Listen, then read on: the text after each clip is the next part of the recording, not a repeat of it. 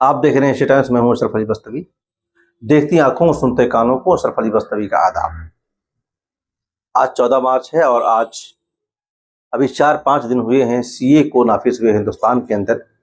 और एक बड़े तबके में जो इस तरह से बेचैनी पाई जा रही है उसका इजहार आप अखबारात में प्रेस रिलीज के जरिए से आप देख रहे होंगे कि मुस्लिम संगठनों के अलग अलग बयानात आ चुके हैं, कलेक्टिव और इनफरादी तौर पर भी बयानात आ चुके हैं। और भी तमाम ऐसे जो एक्सपर्ट्स हैं, वो जो कानूनी माहिरीन हैं, वो जो सोशल एक्टिविस्ट हैं, जो ह्यूमन राइट एक्टिविस्ट हैं, वो अपने अपने तौर पर इस बात को गलत बता रहे हैं कि ये सीए का जो कानून गवर्नमेंट ऑफ इंडिया ने जो इंट्रोड्यूस किया है, जो उसे नाफिज किया है, वो हिंदुस्तान के लिए मुनासिब बिल्कुल नहीं है।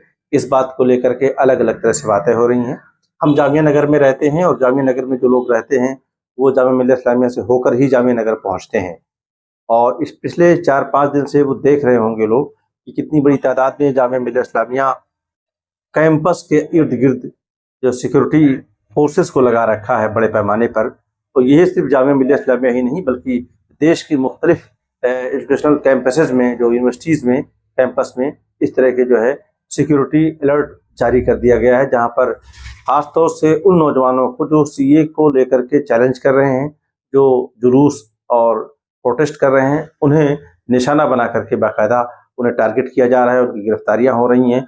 आइए हम आपको लिए चलते हैं उस प्रेस कॉन्फ्रेंस में। हम समझते हैं कि इसको फौरी तौर पर डिमोनेटाइजेशन किया जाना चाहिए और इसके लिए जो है यहाँ पर जमा हुए हैं स्टूडेंट ऑर्गेनाइजेशन के लीडर से संजीत साहब, आइसा के जनरल सेक्रेटरी है, अल्फाज साहब फ्रेटर्निटी के जनरल सेक्रेटरी है जो जामिया से आए हैं, और दीगर यूनिवर्सिटीज़ के भी स्टूडेंट लीडर यहाँ पर हमारे साथ रहेंगे।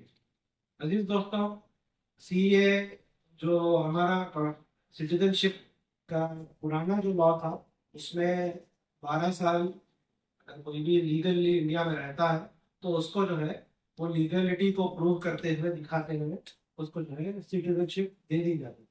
11 साल से जो भी ज़्यादा वक्त हिंदुस्तान में अगर गुजारता है तो उसको सिटीजनशिप दे दी जाती है।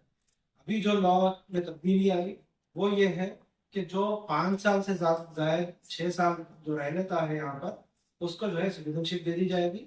और उसके लिए ये क्राइटेरिया नहीं है कि वो लीगली है या इलीगली है, या वो लीगली हिंदुस्तान के अंदर आया है या किसी खुफिया रास्ते से या इलीगली ट्रैफिक किया गया है।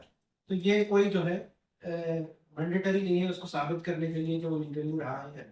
ये के खिलाफ मजबूती से खड़ा होना चाहिए।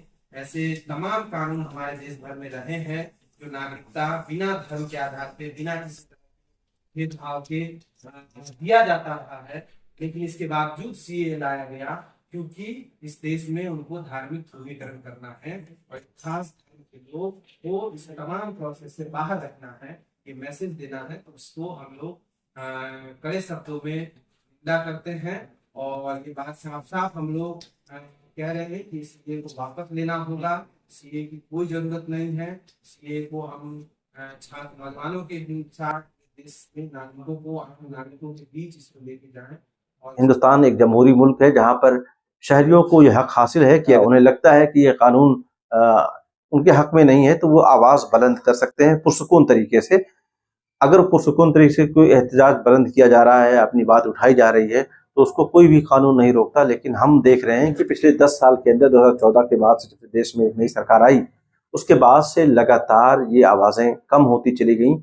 हम और आप सब जानते हैं कि जंतर मंतर दिल्ली के अंदर एक सेंटर पॉइंट था जहाँ पर देश के कोने कोने से लोग आते थे पहले, और वहाँ आकर के अपनी आवाज़ बुलंद करते थे, अपने मुतालबात रखते थे। कहीं एक तरफ तो एक विरोध की आवाज़ें हैं जो दबाई जा रही हैं, दूसरी तरफ ऐसी फैब्रिकेटेड आवाज़ें बनाई जा रही हैं, सर्कुलेट की जा रही हैं, और बड़े बड़े जो न्यूज़ एजेंसियाँ हैं, जो सरकारी न्यूज़ चैनल हैं, वो उन्हें जा करके कवर करते हैं, उनके बाइट्स ले रहे हैं और उनके बयानात दर्ज कर रहे हैं। उन्हें ला करके सोशल मीडिया पर ये बताने की कोशिश की जा रही है कि सीए ये किसी की शहरियत लेने का कानून नहीं बल्कि शहरियत देने का कानून है। भाई बिल्कुल दुरुस्त है, देने का कानून है, लेकिन जब इसको ब्रॉडर पर्सपेक्टिव में देखा जाता है और जो कानूनी माहिरीन हैं जब इसे देखते हैं, जब इसे एनआरसी से जोड़ करके देखते हैं, तो ये कानून बहुत सख्त और एक तरह से संगीन हो जाता है। और इसकी ज़रूरत जब पहले से कानून मौजूद हैं हिंदुस्तान में शहरियत देने के पहले से, तो इसकी ज़रूरत थी भी नहीं। दोस्तों, ये थी हमारी आज की पेशकश। बहुत बहुत शुक्रिया।